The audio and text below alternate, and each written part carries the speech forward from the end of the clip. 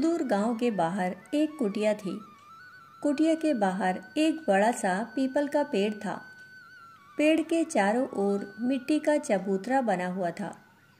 इसकी छां तले एक शिवलिंग स्थापित था। यह सब चारों ओर से प्राकृतिक ढंग से बेड़े से घिरा हुआ था।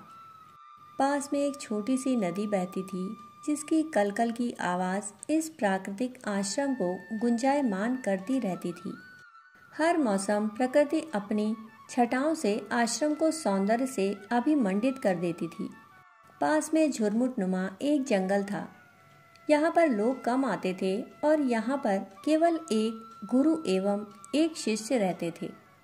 शिष्य गुरु की सेवा में निमग्न रहते थे। गुरु बहुत कम निकलते थे। वे अपनी कुटिया के आसन पर प्रायः समाधिस्थ रहते। आज गुरु अमृतासन अपनी समाधि से बाहर निकले थे। उनका चेहरा दिव्यता से चमक रहा था। आंखों में अनोखी एवं अद्भुत चमक थी। चेहरे के आसपास उनकी दिव्यता के आभा मंडल को शिष्य अन्वित सघनता से अनुभव कर पाते थे, क्योंकि गुरु कृपा से अन्वित साधना के उच्च आयामों में प्रतिष्ठित हो चुके थे। पर उनका बाल सुलभ व्यवहार उनकी सिद्धि की विशेषताओं को आच्छादित किए रहता था। या यूं कहें कि गुरु अपने शिष्य को सामान्य जीवन जीने के लिए कह रहे थे, ताकि उनकी अंतर यात्रा में कोई विघ्न बाधा न आ सके। अन्वित की चेतनात्मक स्थिति अत्यंत उन्नत थी।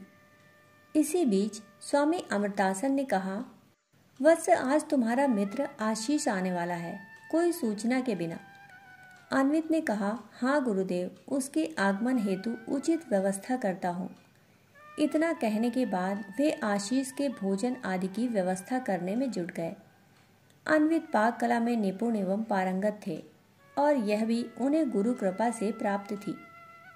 जब अन्वित एवं आशीष यहाँ अध्ययन करते थे तो स्वामी जी उनको अपने हाथों से स्वादिष्ट, पौष्टिक एवं सात्विक भोजन कराते थे। वे स्वयं व्रत उपवास करते थे, परंतु दोनों को अच्छे से भोजन कराते। अध्ययन के उपरांत आशीष की इच्छा संसार की ओर लौटने की थी।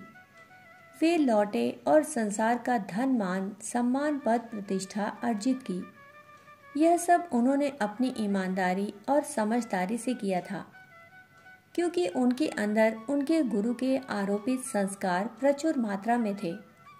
परंतु इस सब के बावजूद वे एक चीज को भूल न सके। आशीष अपने मित्र अन्वित के प्रति ईर्ष्या करते थे और उनको लगता था कि वे सभी क्षेत्र में उनसे बेहतर हैं। अन्वित के शांत एवं सरल स्वभाव को वे मूर्खता एवं नादानी समझते। वे समझते थे कि इन्हीं कारणों से वे गुरु के पास ठहर गए और संसार में गति ना कर सके। उनकी इस बात से गुरु एवं शिष्य दोनों परिचित थे। आज आशीष गुरु के आश्रम आए थे। अन्वित ने उनको भोजन कराया। भोजन के स्वाद से उन्हें उनका बचपन याद आ गया। वे भाव विभोर हो उठे, परंतु अहंकार की रेखा उनके अंदर फिर से जाग उठी और उन्होंने कहा, अन्वित मेरे भाई, तुमने यहाँ रहकर अपने जीवन को व्यर्थ कर दिया।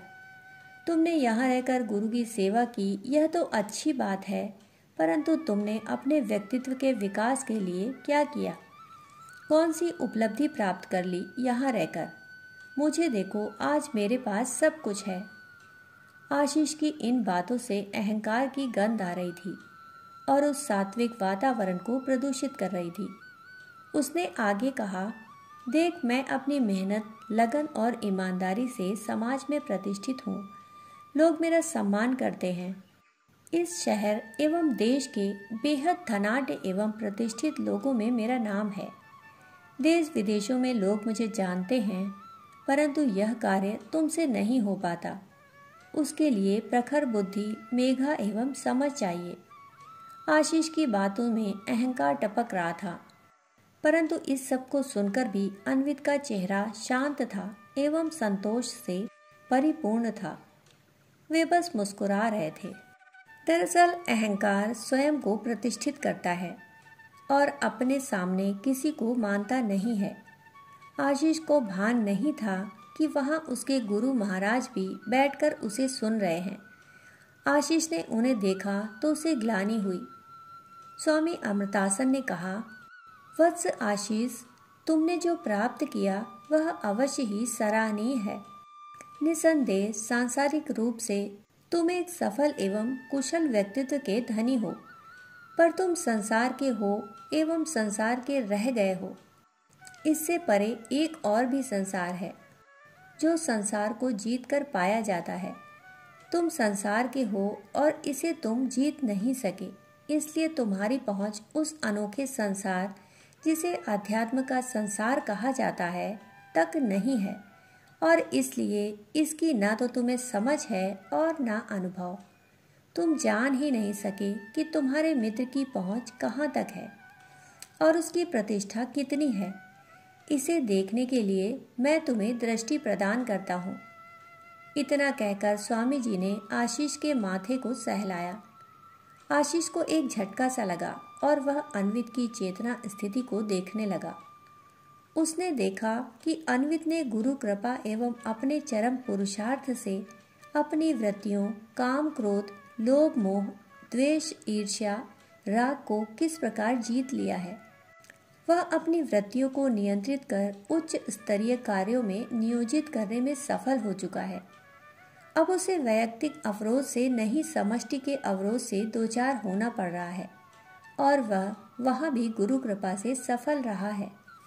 यह सब देखने के बाद आशीष को स्वयं की प्रतिष्ठा चुभने लगी। उसने गुरु महाराज को साष्टांग दंडवत करके अनुनय किया, हे गुरुदेव, मुझे भी इस यात्रा में शामिल कर लें। अब मैं अपने और अन्वित के बीच के यथार्थ अंतर को समझ पा रहा हूँ। मैं संसार को त्याग दूंगा, मुझे भी अध्यात्म के पथ के पथिक रूप में स्वीकार कर ले। गुरु स्वामी अमृतासन ने कहा, वत्स, इस जन्म में यह तुम्हारे लिए सुगम नहीं है। हाँ, इस जन्म की तैयारी से अगले जन्म में अध्यात्म में तुम्हारी गति होगी। आशीष को अन्वित की चेतना की अपूर्व यात्रा के रहस्य की समझ हो गई थी। वह भी इसी की तैयारी में जुट गया। दोस्तों, कहानी सुनने के लिए आप सभी का बहुत बहुत आभार। फिर मिलते हैं ऐसी ही कहानी के साथ। तब तक के लिए धन्यवाद।